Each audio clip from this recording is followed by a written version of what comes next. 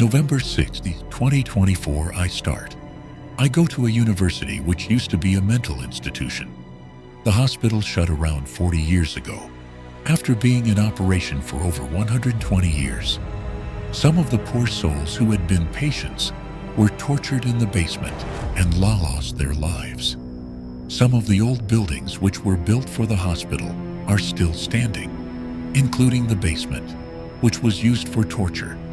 These buildings aren't used to teach in anymore yet, are still near the buildings used, and in the small country I'm from, it's an infamous paranormal hotspot. My experience starts with helping out my grandparents clean up their house. I used to be a skeptic, yet after this, I truly do believe in the paranormal, and that there are simply some things in this world science simply can't explain. I was tidying up their storage room and came across an old silver-backed mirror. It had beautiful hand carvings on the old wooden frame, and the mirror had slightly rusted. I took it over to my grandparents to show them my discovery, and they ended up gifting it to me even though I encouraged them to sell it. I took it home and proudly hung it on a wall in my bedroom, which is something I will come to later regret. The first sign I had that something was off was the fact that one of my vats entered my room, stared at the mirror, and began hissing. I didn't think much of it and thought it might just be new smells, and he didn't like it. My grandparents' cat did like to sleep in their storage room after all. That night, my oldest cat stayed with me staring at the mirror the whole night. I didn't sleep as he was freaking me out. That morning, I went to university, and as soon as I stepped on campus, I felt as if I were being watched. I felt eyes burning into the back of my head, yet no one was there, and had a feeling of impending doom in my stomach. I couldn't pay attention to any lectures that day, as this feeling was so strong, and I felt this odd energy. Throughout the day, my devices kept disconnecting from the Wi-Fi, shutting down at random, and losing charge really fast. At the end of my last lecture, I almost sprinted to the bus stop in hopes this feeling would go away. It didn't. The buses I got onto were quiet yet full, which is an odd occurrence. I felt these eyes on me the whole way home.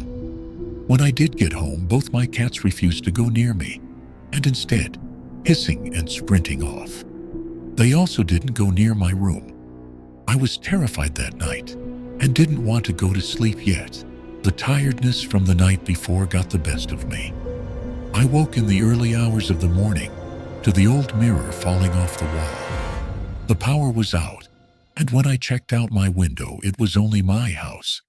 That made me begin to shake. I was hearing whispers, which I couldn't make out the words of, and the voice was raspy and raw.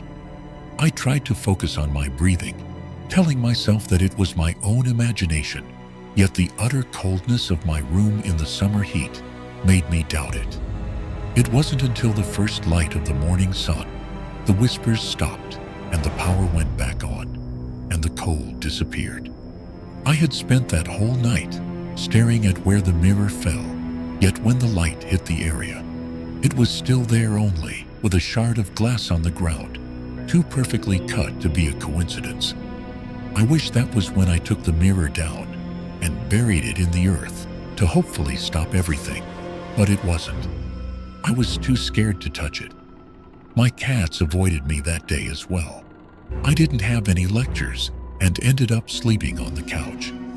That night, at the same exact time, I woke up the night before the whispers began again. This time they were louder, and it sounded like two different voices. I had a torch beside my bed that night and turned it on towards the mirror. I wish I didn't. These two hunched figures got illuminated. They were easily 8 feet tall and had eyes which shone red in the light.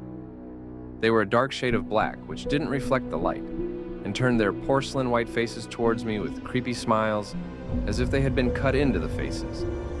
I was too scared to move, let alone scream, and just stared at these two beings who were holding the mirror. The creatures were staring at me as I at them the entire night, and like clockwork, with the first ray of sunlight they disappeared, and the power went back on. The only thing left was the mirror, now completely shattered on my floor, and a light mist which smelt of rotting flesh.